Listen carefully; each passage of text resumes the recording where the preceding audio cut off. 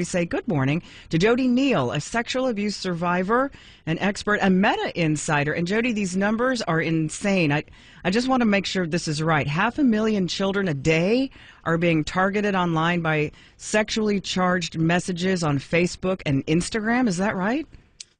Well, Meta has walked that number back, and they're saying that that is an old version of the software. But the reality is, what we know from these trials that are taking place is that's really only just part of the problem. It's so much worse.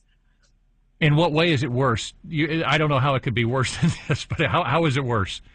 Well, so what we know from the New Mexico trial is that Meta knew before they enacted end-to-end encryption that was going to really impair their visibility to be able to locate child sexual abuse materials. And they went ahead and did it anyways, and that's what the New Mexico jury returned a $375 million verdict.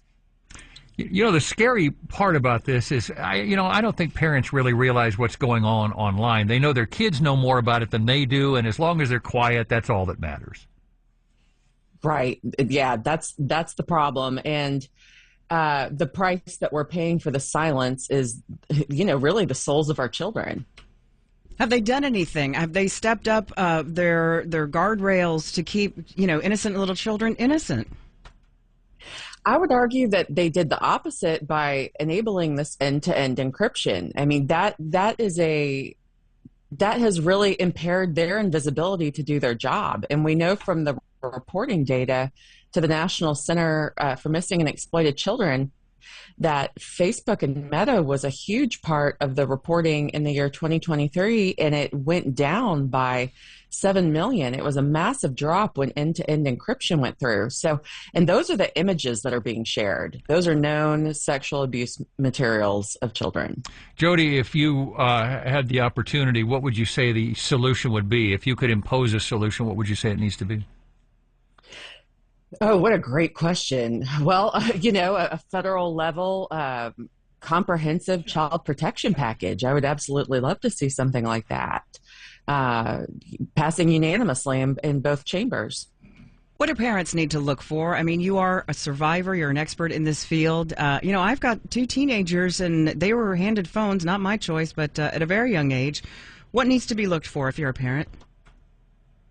For sure, the moments of silence, and you need to know what to do if something fishy comes up. Contacting the Internet Crimes Against Children Task Force and the National Center for Missing and Exploited Children.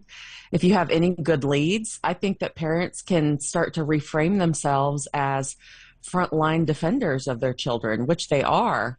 But in the online world, we need to be ready. We need to understand the prevalence and to know the risk, and then be ready to act. This is just a very difficult balancing act for everybody. The one hand, removing all devices isn't really practical in this day and age, but on the other hand, neither is pretending like there's no risk. So we need to be on guard and ready to act. Are any of the people that are targeting kids being caught? Oh, my goodness. They are. And we have really tremendous law enforcement professionals who work these cases on the Internet Crimes Against Children Task Force. And that's even people in our own sheriff's offices, Dallas, Grayson. They're highly trained, but they're so overwhelmed. I mean, the amount of leads coming in and then they have to look at this stuff. Yeah. And it's unbelievably traumatizing. I can't even, I can't tell you on the radio. Jody, is there a website people can check out that you want them to look at? Sure. Well, I have a book that just came out. That's Outcry Witness. And my website, wait, for me? Yeah, well, for anything regarding this issue. Well, sure. The National Center for Missing and Exploited Children is the resource for anything child abuse related. Their images, every county largely has a children's advocacy center. It's important that parents know about these resources. And then to really take a look at your own local resources. Sometimes there are specialized divisions, and if there are not, definitely parents need to be advocating to the county commissioners, to their state reps, that they need these resources for specialized detectives and specialized prosecutors. Yeah.